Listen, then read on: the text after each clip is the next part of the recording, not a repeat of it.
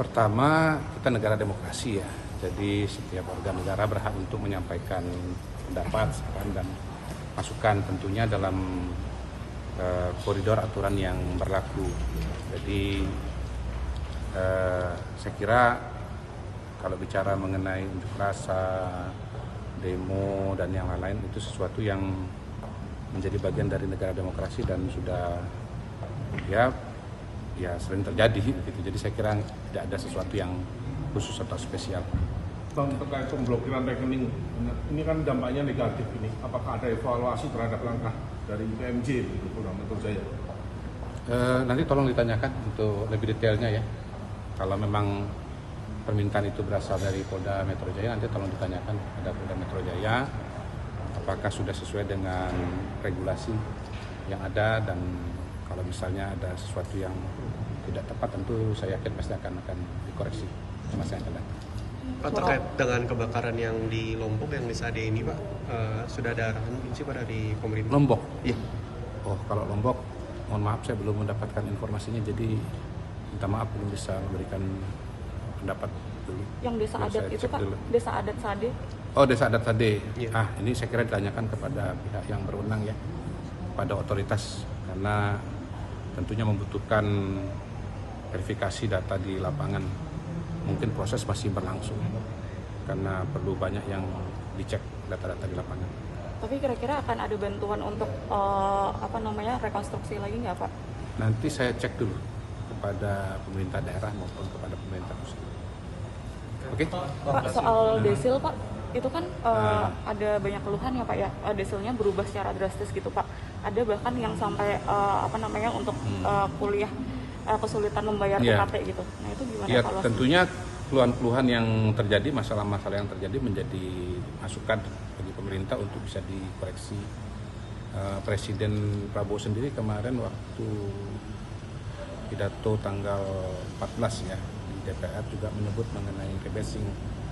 Jadi mengenai Perlinsos yang notabene data dasarnya adalah data-data sosial ekonomi, itu bisa saja dilakukan evaluasi untuk bisa mendapatkan akurasi data yang lebih baik. Dan memang akurasi data ini yang menjadi perhatian Bapak Presiden.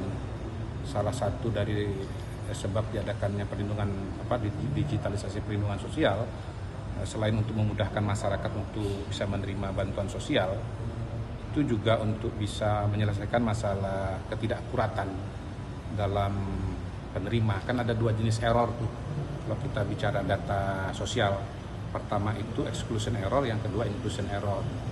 Jadi dari pengalaman di Surabaya yang saya lihat yang sudah menyelesaikan digitalisasi bansos, itu ternyata ada kalau tidak salah 25.000 KK ya yang dikeluarkan dari Perlinsos karena tidak memenuhi syarat. Jadi ini menyelesaikan masalah inclusion error. Jadi yang harusnya tidak masuk tapi kok masuk, itu diselesaikan dengan digitalisasi bansos. Yang kedua ada 51.000 KK yang tadinya tidak masuk tapi sekarang masuk. Nah mereka ini bagian dari exclusion error, harusnya berhak menerima tapi kemudian tidak menerima.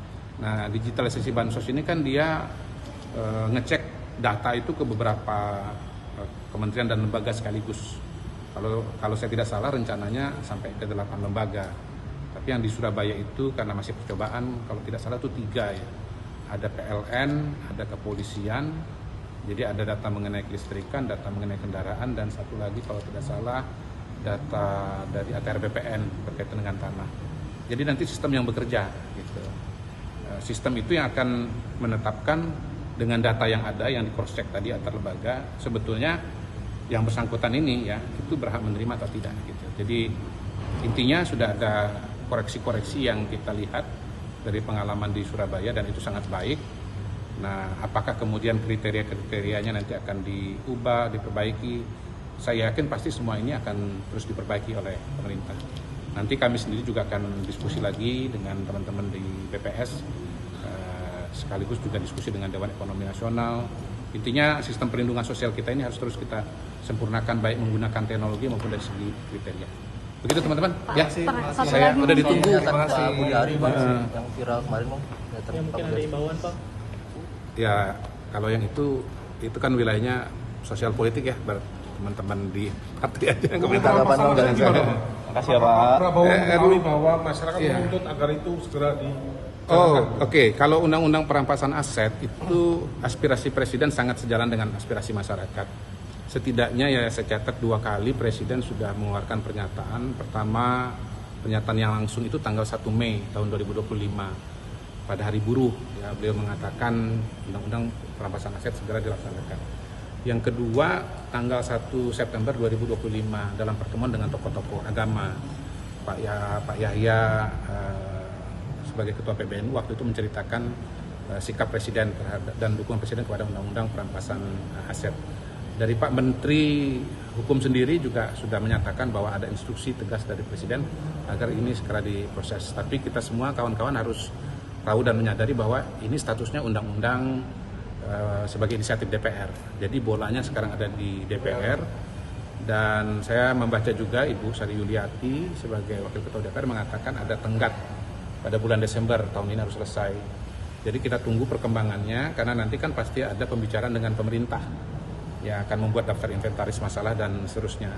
Saya sudah sempat berbicara juga dengan Pak Bayu, kajiannya sudah sangat komprehensif, berbicara dengan banyak perguruan tinggi, dengan para profesor, kemudian juga melakukan kajian-kajian, karena ternyata undang-undang perampasan aset ini selain baru juga dia kompleks, ya. Jadi ada 4 model atau ada 4 pola tuh dari berbagai negara di dunia mengenai sistem perampasan aset ini. Dan perampasan aset ini tidak hanya bicara masalah korupsi di pemerintahan, tapi juga berbicara mengenai kasus-kasus kriminal yang terjadi di masyarakat. Misalnya ada penipuan terkait dengan travel umroh, travel haji, berkaitan dengan investasi, berkaitan dengan asuransi.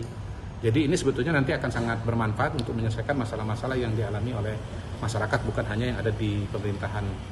Dan memang ini rupanya kalau dilihat dari penjelasan Prof. Bayu, ini memang membutuhkan waktu yang panjang karena undang-undang ini tidak bisa berdiri sendiri.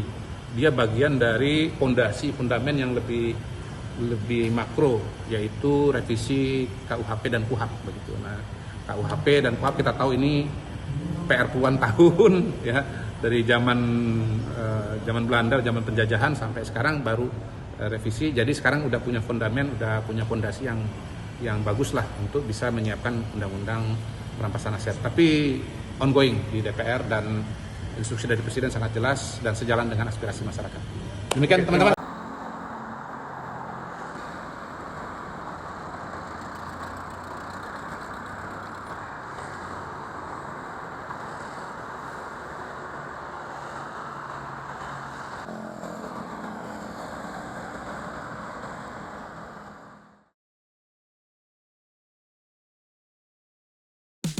Cara baru nonton di Smart TV, nonton live streaming, dan ribuan tayangan Kompas Gramedia langsung dari Smart TV kamu.